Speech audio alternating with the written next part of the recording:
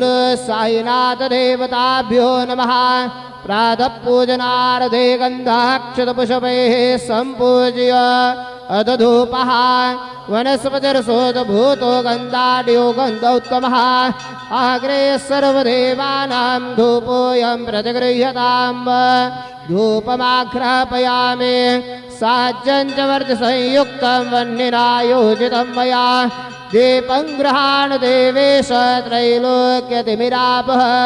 दीपं दर्शयामि दीपानान्तरेण उपहारनैवेद्यं निवेदयामि।